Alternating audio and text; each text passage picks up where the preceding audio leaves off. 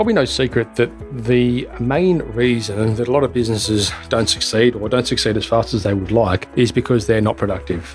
It is a new year. It has just kicked off 2019, and I today am going to run through with you guys a framework that I have put together for myself. But by all means, I've done this so that you guys can take it and customize it and tweak it to suit yourself and your businesses as well. This productivity framework I have drawn, I should say, from a number of different resources, books, individuals, training programs, and all that kind of stuff over the years. And I've tailored it to kind of suit my businesses and where I'm at. Again, you'll have to do the same thing. That's the whole idea. So please, when you listen to this podcast, take it on board and take what you can from it and apply it to your own unique situation, whatever your industry or whatever your vertical is.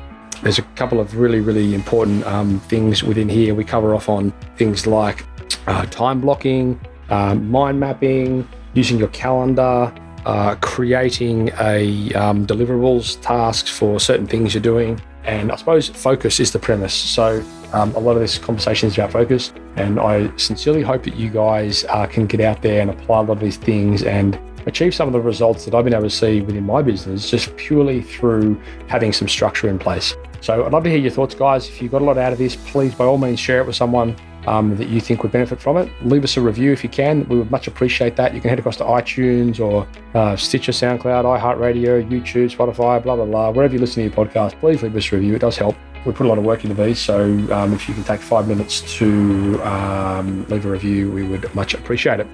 Anyway, let's jump right into this, guys. It is 2019. It is about productivity, and this introduction is going on too long, and it is not being productive. So here we go.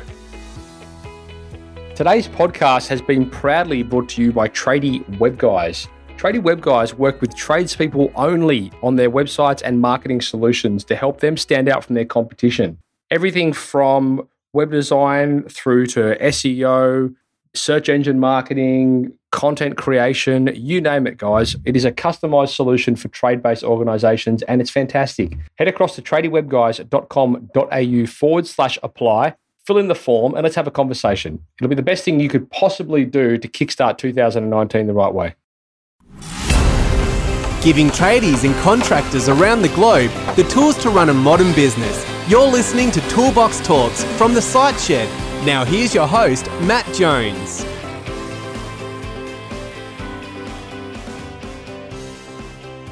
Well, hello, listeners, and welcome back to the Site Shed podcast. This is the first podcast of 2019. And typically in previous years, to kick the year off, I have done a podcast that is something to do with productivity or something to do with, I suppose, planning and how you can best lay a bit of a roadmap or prepare yourself for the oncoming year. Now, I suppose the reason behind that is because a lot of us take this time and take the time off around Christmas and New Year to map out a bit of a game plan for the year, I suppose, and sort of, put a few things into perspective, a few important things that we want to achieve and set some goals.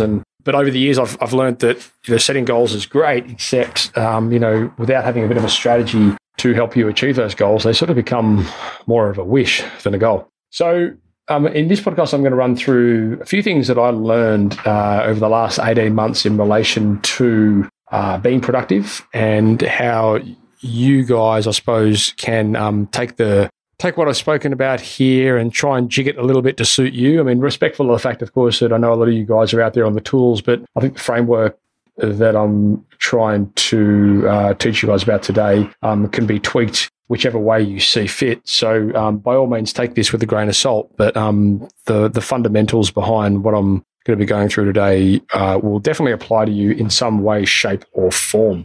So I had a big revelation in 2018, largely in the space of, I suppose, what to do with time. Now, productivity, I think, is probably the biggest killer when it comes to most businesses. And that's not vertical specific. That's got nothing to do with trades by any measure. It's just the nature of being human. We like to get distracted, and getting back on track can be a bit of an ordeal from time to time. If we work in offices, it's kind of tricky.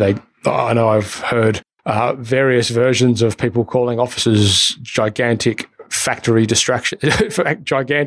distraction factories. And yeah, that's certainly been my experience with working in an office. I don't really have that problem these days working from a home office, but then I know that they, especially with these whole open plan style offices, it's basically you're subject to everything that's going on, every conversation, every phone call, every delivery, and it can inevitably turn into a pretty unproductive workspace. So I learned a lot of things last year, but one of the main ones that I learned was time blocking.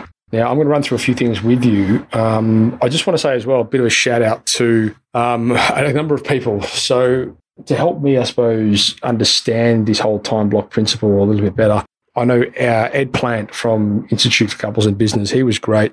Ed's from a bit of a military background, and he helped me really lay out a bit of a roadmap which helps you, I suppose, set, say, your 3-year, 12-month, 90-day weekly actions, and then break them down into those sort of bite-sized chunks and tasks and things to help you get to where you want to go. Now, the reason that's important is because if you don't have that, with an end goal, you can kind of reverse engineer it, and you can make all of these tasks actionable. You can break it down into annual, you can break it down into quarterlies, and you can break that down into monthlies, and you can break that down into weeklies, and you can break that down into dailies, and so on and so forth. And everything, you can see the tree there, how it all ties into the primary goal. So that was an important lesson. There's a number of fantastic books that I have read along the way. One of them, mind you, was Ed's, which is Lead the Ship. And by the way, guys, if you want to check out the book reviews that we're doing now, you can head across to YouTube, because we've got a YouTube channel now. I think at this point in time, I've recorded about 4 or 5 book reviews, but I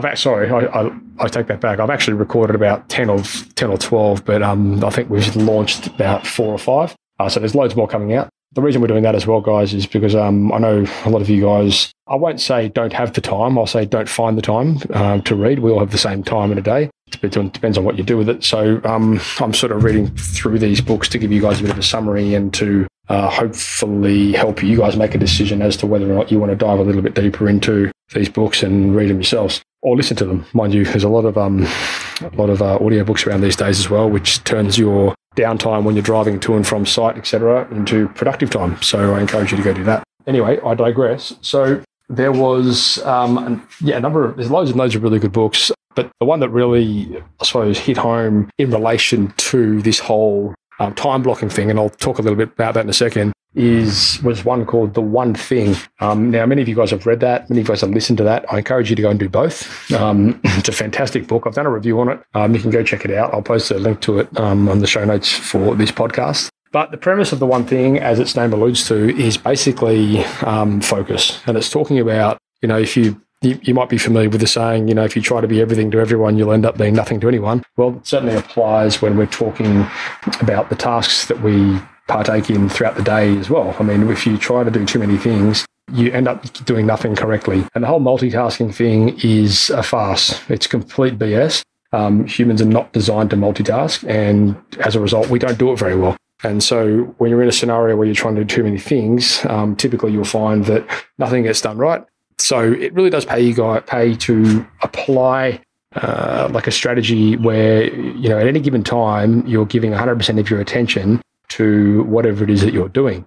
Now, this may sound a little bit foreign to a lot of you guys, and I know that it might sound a little bit rainbow and unicorns as well. However, I would just say go and try it. And there's a few tools here that I'm going to run through which will help you do that. And I know for me, it's been working fantastically, because literally throughout that time period where I'm working on a given task, I don't focus on other things. And so that task typically gets done. And there's something really powerful in ticking off the small things, which at the end all accumulate to the bigger things. So I really encourage you guys to check that out. Now, doing that is tricky in itself if you don't have the right framework in place. So there's a technique which is called Pomodoro, which for any of you guys out here there that speak Italian, you would relate to knowing that is Italian for tomato.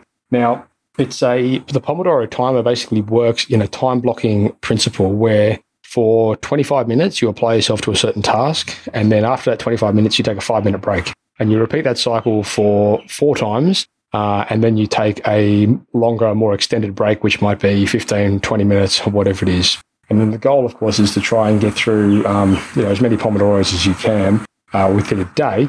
But it's not so much about getting through them. It's just when you are doing them that you're applying yourself to those tasks. So as we speak, I'm sitting here recording a podcast in the middle, well, not in the middle, but at the beginning of a Pomodoro, because I'm tracking the time that I'm spending on this part of my daily task list or whatever it is I have to achieve today.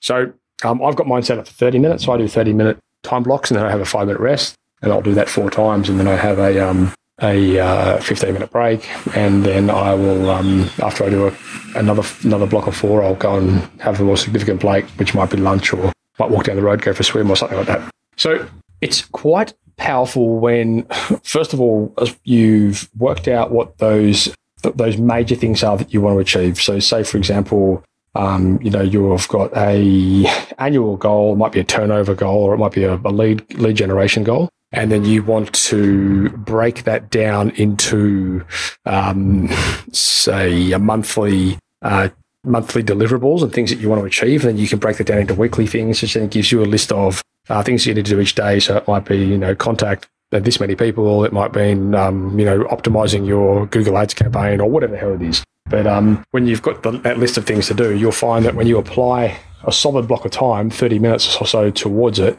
you'll be amazed how much you can get through. And it really is quite powerful. Now, during that time block, all distractions are turned off. So the phones are turned off. The emails are not being answered. And I'll get into email in a second, but all of my notifications and anything like that is turned off. Now, the reason you do that is because you want to spend that time focusing on that specific task. You don't want to be disrupted by anything. And all you guys probably sitting out there thinking, okay, that's great, dude, but if my phone rings, I need to answer it. Well, okay, that's, I suppose, your prerogative, and I'm not going to be the person to tell you that you shouldn't be doing that. But what you do need to consider is, if you are going to go down that path of constantly answering the phone, constantly checking messages, constantly answering emails, like, what is that costing you from a production point of view, especially if you're out there swinging hammers, putting up roofs, all that kind of thing.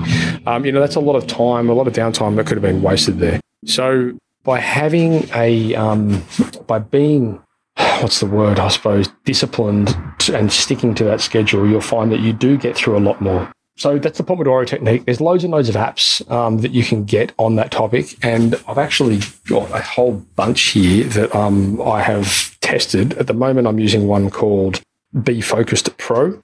I got that through the Apple iTunes store, but there's a whole bunch of them here. I've got there's one called Focus. There's one called Focus Keeper. There's one called Pomo To Do. They're all relatively good apps. I just wanted something that I could use both on my computer and my mobile devices, something that would synchronize. So if I've got tasks that I want to set on my phone, that'll come across to the computer, and likewise the other direction. So the good thing about it is it gives you statistical reporting, basically whenever you want it, on what your time allocation, where your time allocation is being spent, what it's being spent on, what areas it's being spent on. So then, you can start to see trends, and you can start to see what's taking up a lot of your time, how many of these Pomodoros are you getting through each day, week, month, and you can really start measuring your productivity through the data that it returns. So it's quite handy. So anyway, as I say, there's loads of those apps and programs that you can get through app stores. A lot of them are free. I've got an updated one because I wanted that synchronization feature that I just spoke about. But by all means, you don't have to pay for it.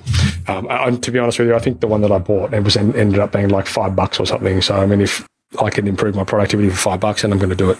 You don't even really need an app, to be honest. Like, I've spent a lot of time last year when I was sort of testing out this theory, when I was using just a simple timer on my computer. So I would have a 30-minute timer, and I'd have a 5-minute timer, and after each one, I would click the other. It's not ideal, but I mean, it's better than nothing for sure. So you don't need to get super fancy with apps and all this kind of stuff. But I just got to the point where I wanted to get a bit of an overview as to some of the data and some of the things that I'm actually working on, because it's a slightly different conversation. But ideally, what I'm trying to do now within the business is figure out where I'm spending a lot of my time, the majority of my time. And so I'm building processes and systems around that so that I can bring in staff and bring in team members that can take that off my hands to free me up to do more important things. So a prime example of that is the podcast side of things. So like I've got a pretty good delivery system now in place where team members can facilitate the majority of the work for the podcast. I set up, basically record it, and then there's a system in place there which can take team members through the steps on how to or what to do after the recording's been done, through to the launch, the delivery, and then all of the social media marketing, syndication, and stuff that happens in the wake of the podcast being launched. For you, it might be something different, but again, it's really about understanding where your time's most spent throughout the day, so that you can then go, oh wow, you know what, I'm spending 4 hours a day here on my payroll, and this is like a D level task. I should be having somebody else come in and do this. I should be out there quoting jobs or whatever it might look like for you. So it's about, I suppose, transparency at the end of the day and making sure that you've got a really good understanding of what's going on within your business. And I should clarify as well, this framework that I'm putting together for myself is something that I plan on rolling out with my team. And so doing it as like a team sort of structure to keep everyone on track. So everyone, there's no cheating it. Basically, people, I can see they've logged into something, they're doing a task, they're achieving their Pomodoros. So I'll be training them on how to use this system as well, because I know it's really quite effective. That way you've got really good understanding, from an organizational point of view as to what's being done, how quickly it's being done, and then you can figure out if there's any bottlenecks there and how you can go and address those bottlenecks. So that's the long and the short on, I won't say it's the long, that's definitely the short anyway on time blocking and Pomodoro. Go check that out. Also, go and check out, if you're going to go read a book, go and read The One Thing, or go check out the book review anyway and see what you think. It really is a fantastic read. It's not a big book, and it's definitely worth your time. You can download the audiobook as well through Amazon or wherever you get your audiobooks. It's a very, very popular book, so you won't have an issue getting hold of it. It's by Gary Keller and someone else who I can't remember, but it's over there on the shelf, and I'm not going to go and read it. You can find it.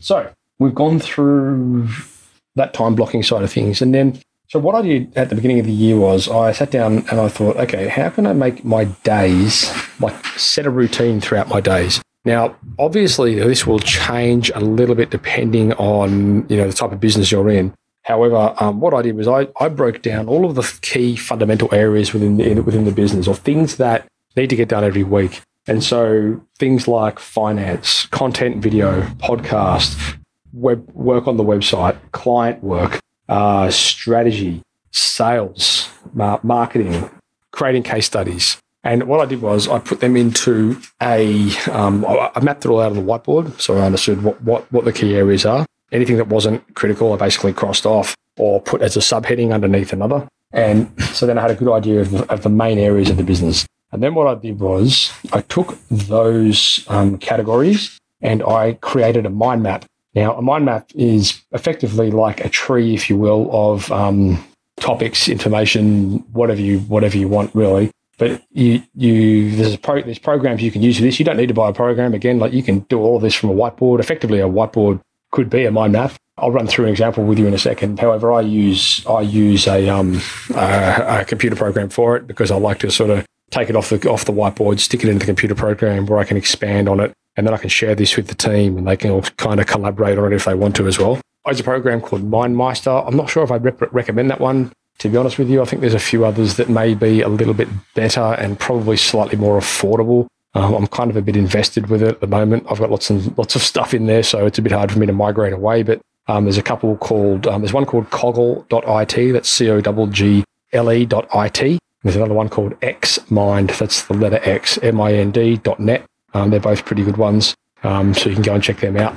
Regardless, mind mapping is mind mapping. It's effectively a way that you can brain dump. So you can get a topic and you can go bleh on paper or on the computer in this instance, and you can really start, I suppose, mapping out the deliverables and things like that from a certain topic. So what I did was I went for mine. Okay, Monday's going to be the finance and sales day. And the reason I did it on Monday, so last year I used to do a lot of reconciling and checking bank accounts and zero reconciliation and all this kind of stuff. I used to do it on a Friday. But then this year I thought, I want to do all this stuff on a Monday, get it out of the way, so that I can then create a sales plan or a sales strategy for the rest of the week. Now, I think that's a far better way to do it, because the number one, metric for business is sales. Without sales, you're dead. So you may as well get it out of the way at the beginning of the week there, and that way you can really map out the things that you need to get done throughout the week, as opposed to trying to chase your tail when it comes Friday.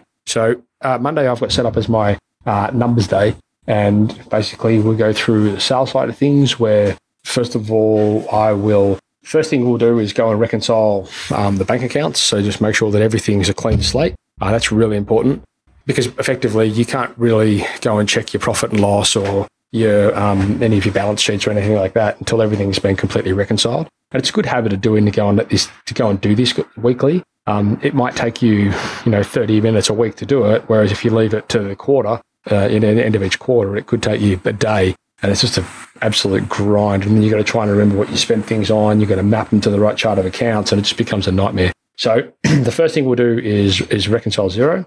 That'll normally take about 30 minutes, which is one time block.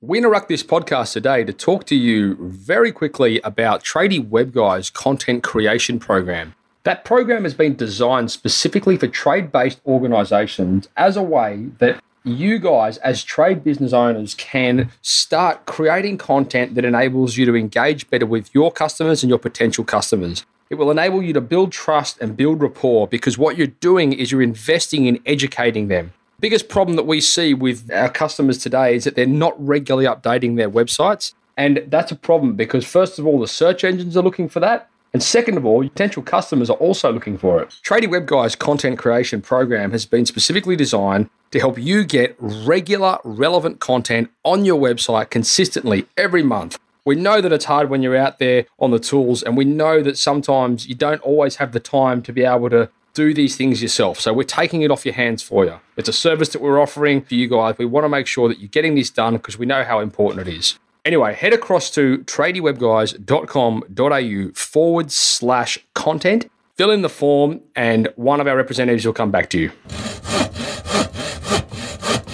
The second thing I'll do is I will go and then open up the Cube, which is a program I use to help with forecasting and understanding numbers within the business. And it's a fantastic product. You can get hold of the Cube. Actually, it's part of the Tradie Mate Pro subscription. It is a brilliant tool. If you want more information on that, head across to tradiematepro.com.au. That's TRADIE.com. Mate, MATEPRO.com.au. And you will get it. You get set up on that within the very first steps of the program. So it's really cool. I open that up and then I can then check my forecasting. I can see how I tracked last week. I can implement any data that I need, and then I can look at what I need to achieve that week in order to hit my targets. So after I've done that, we move into a sales block. Oh, sorry, I should clarify as well. So with that financial block, the way that I've set that up is, so every week we'll do the reconciliation, we'll check sales, we'll do the cost of sales, a percentage of income. So, basically working out the percentage of income of being your net profit plus, salary, wages, that kind of thing. And then every month, so I'll do this at the beginning of each month, I'd go through and I would check out the net profit for the month. I'd check out the quarterly and just see how that tracked from the months previously. And then you can go and basically draw some comparisons between the years past and the months past, all that kind of stuff. So it's a pretty cool way to do it. So I've jumped the gun a little bit here, but I'll go back to this in a second.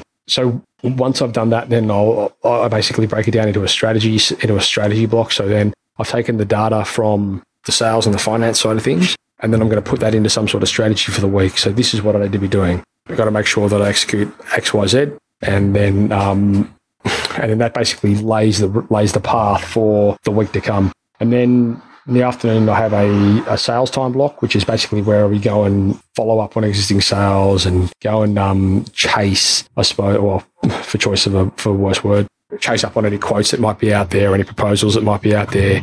Might be creating some offers for strategic partners, or might be for marketing campaigns or things like that. So yeah, that's basically what that day looks like. Now, so it's quite detailed. If you look at my calendar, you'll notice there is very few spaces available on it, and that's by design. So obviously, I don't want people to be able to book me on my calendar through times that I am applying to work. So I've strategically blocked out certain areas of the day so I can focus entirely on these tasks at hand. And that's really, really powerful. So if anyone wants to call me, they can book a time to call me through my calendar, but it will come up in between these time blocks. Okay. So that's an example of one day, and I've done that through every single day. I won't bother going through each one of them because it'll bore you to tears. But day 2 is the marketing day. Day 3 is my content day, which is today. Thursday is where we work on like internal things, like the systems, processes, websites, whatever. Friday is a lot of client-based stuff, and then we do some product development, and then we also we have a lot of meetings on the Friday as well for some of the other businesses. So yeah, but basically roughly how the week looks anyway, give or take. Now, so what I've done is I've taken all those frameworks and I've dropped them into a Google Calendar. So every single place here on the calendar has its own allocation. And it's all been blocked out deliberately and highlighted and marked and all that kind of stuff, so that nothing else gets done during that time. Obviously, it will change a little bit. So there will be things that sometimes you might have to put out a fire every now and then, or there might be an important call. Like today, I had an important call with one of our partners over in Canada, and so I wanted to make sure that was I did that. Of course, you can't avoid those sort of things, but in the grand scheme of things, it's there so that for the majority of the time, you have got a specific allocation set for those specific tasks. So it's all mapped out in my calendar. And if you look at my calendar, you'll be like, holy, like it is chock-a-block. And it's like that for a reason. So there's a few little spare spaces there, and people can book in, like people have booked in through the calendar there and the spaces that are available. But, the majority of it is taken and it's blocked out for specific tasks. Okay.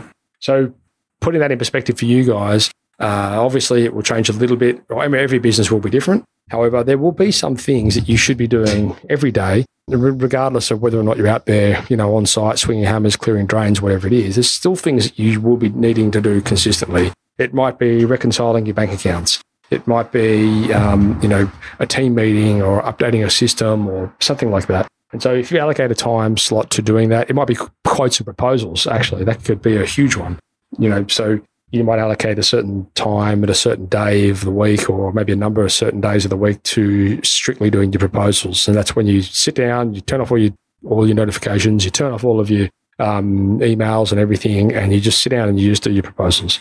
So then I've got that.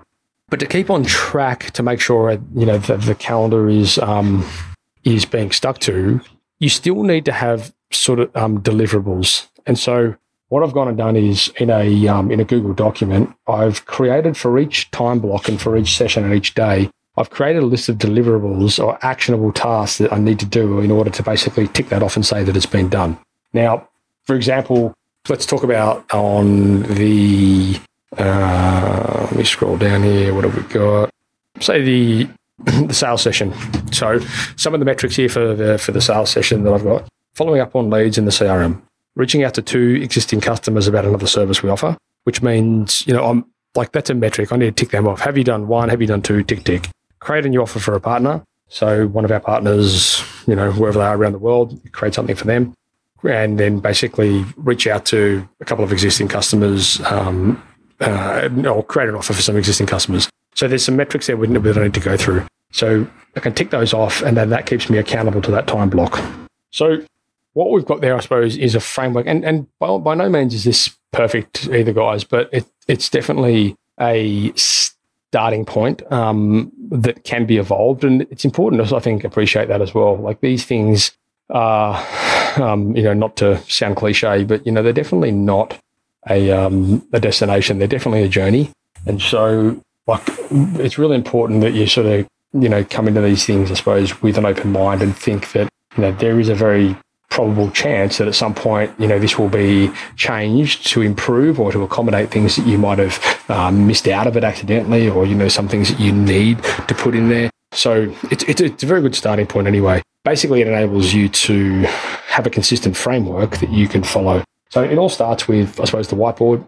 For me anyway, breaking down those key areas that I need to focus on, then implementing the time blocks into those specific areas. So putting it into a mind map, figuring out, roughly what's going to take how much time, applying a time block to that, so that then I can go and enter that into the time blocking Pomodoro app and tick it off as I go, because then I can track it and I can see my reporting. that way I can compare as well, like 1 week from the next, how much time I spent on one task last week compared to how much time I spent on the same task this week, and see what's being improved, how it's been improved. And then if there's any chance there that I might be able to hand that task off to somebody else within my team, then that's fantastic, and we can do that.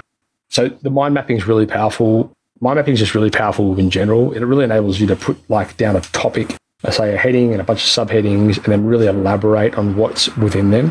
If you haven't seen mind mapping before, it's really quite a cool tool. Go and check it out. It really does enable you just to brain dump what you're thinking and just get it all out there. It's amazing what you can come up with. If you'd like a focused 30-minute session mind mapping, you'll be amazed what you come up with. It's really quite a creative tool. So the calendar is just, I just live and die by my calendar, and for better or worse, I know I've got partners that struggle with it a little bit because they can't get hold of me when they want to, but that's the whole idea.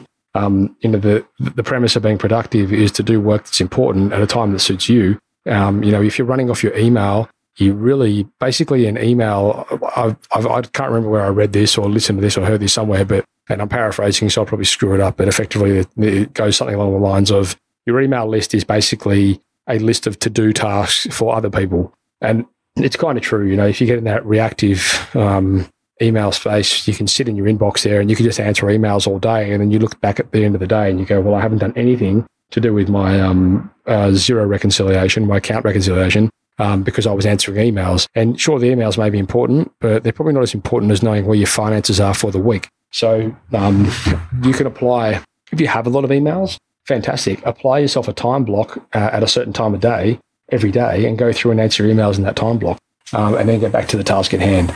So that is a very powerful lesson there that I've certainly learnt. And the same applies for notifications. I mean, we've got when you're working, we've got a global team, and there's people all over the world, and notifications come through left, right, and centre for things that are to do with project management and delivery and operations and all this kind of stuff.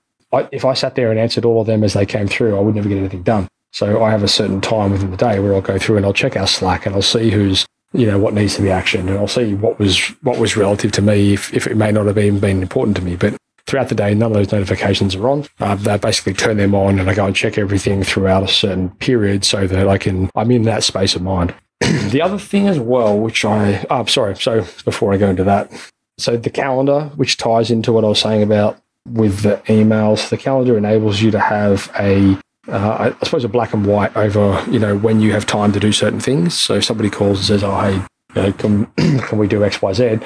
I can look at my calendar and say, yeah, you can do it at this time, at this time, this time. No, I can't do it at this time, this time, this time. So even this afternoon, we've got a meeting, with 5 or so partners. And that time, I had a specific time within my calendar that I knew I could do that. And so I had 3 options, which I sent out to people, and people chose the one they wanted. And as a result, everything worked out. So it's a very powerful place opposition to be in when you know when you are available, when you know when you're not, and you just don't compromise on that. Of course, unless there's a strict emergency, in which case then you will, as I said before, from time to time you may have to break this in order to get certain things achieved. But for the better part, if you can stick to it, it will serve you well. So everything goes into the calendar, and the calendar's like the Bible. Basically, my saying always is, if it's not in the calendar, it doesn't exist. And that is so true. On so many occasions, I've forgotten to put things into my calendar, and I've literally just missed it. And that's because I just didn't put it in there. I know if it's not sitting there in my calendar, I don't have it. It doesn't have a reminder set up or anything like that. Or I can't log in every morning, have a look at it, and see what I've got in store for the day. I will not be there. And so that may sound harsh, or it may sound stupid to a lot of you as well. But the bottom line is, the amount of mental capacity that it takes to try and remember everything that happens in a day, you're bound to forget something along the way. And even with a calendar, occasionally you'll miss a few things. But I know now I can look at my entire week here and I can see exactly what's coming up. So it's quite a powerful tool when you've got it set up the right way, especially if you're in a scenario where people want to book times and meetings with you. You'll find that having a calendar really enables you to dictate your week on your terms, not on other people's. And then once you've got the calendar in place, then it's a good idea to first create a bit of a ledger or create some deliverables for those specific time blocks. So every day when you log onto your computer and you see what you've got set up for the upcoming time block, you can see, okay, well, this is a sales session. I need to do 1, 2, 3, 4, 5, 6 to tick that time session off and for it to be successful. And if I don't, then it's been a bit of a waste of time. So that's kind of powerful too. And as I said before, that will be a bit of a work in progress. Things will change there. So don't freak out if your ledger looks completely different in 6 months' time to what it does right now. That's probably a good thing in retrospect. It means it shows that you are evolving it and you are tweaking it to serve you better. So one thing that I did want to just touch on quickly was when we're talking about productivity, being realistic with yourself at what times a day you are most productive. Now, I know for myself, if I'm doing creative things like copywriting, I need to do that in the morning because come 2:00 in the afternoon, my copywriting, I won't say skills, but my copywriting I'm not thinking as creatively as I would have been in the morning, and the quality of it's just not as good. So I try and do all the copywriting, get that out of the way in the mornings. And then in the afternoon, I'll save typically for things that are a little bit more checkbox style. So doing things that are a little bit more mundane, might be creating artwork or might be, following up with people or partners or whatever, things that don't require as much thinking as copywriting.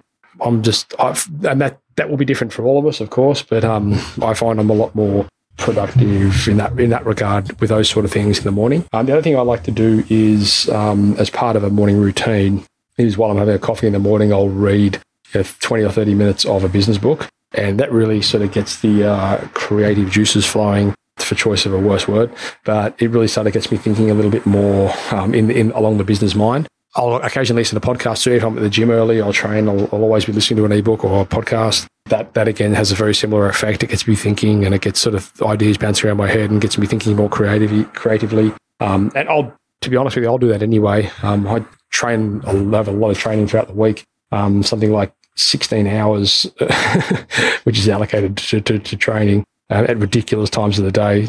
Probably times that most people wouldn't even consider. But I mean, in any of those periods there, I'm always listening to something that's advancing me in some way. If it's an ebook, if it's a podcast, I'll very, very rarely be listening to the radio or, Spotify playlist or anything like that. Because to be honest with you, I just can't afford to. The time that I'm spending in the gyms and stuff like that, I really want to be making it as productive as I can. And I want to be learning stuff from it. And so, I encourage you guys to, where you can, start consuming content that is of a benefit to you. And, there's so much amazing information out there. You guys are listening to a podcast now, but there's thousands of different podcasts and there's loads and loads of ebooks available. So the choice is yours on what you want to listen to and where you want to educate yourself. So anyway, that's my 2 cents when it comes to productivity. So 2019 has been mapped out for me. We've got some really good frameworks and things in place, and I hope for you guys that you can listen to this podcast and then go and apply some of the things I've said to better suit your organization or organizations. Again, you can use these to help make the team more productive. Things like meetings and, some of these frameworks that we've spoken about are so powerful because you can really expand on them to facilitate, team members or growth plans or strategies or roadmaps or whatever you want to call it. But, the bottom line is if you haven't got the stuff written down, you haven't got that template in place, then every time you sit down to do it, you're kind of doing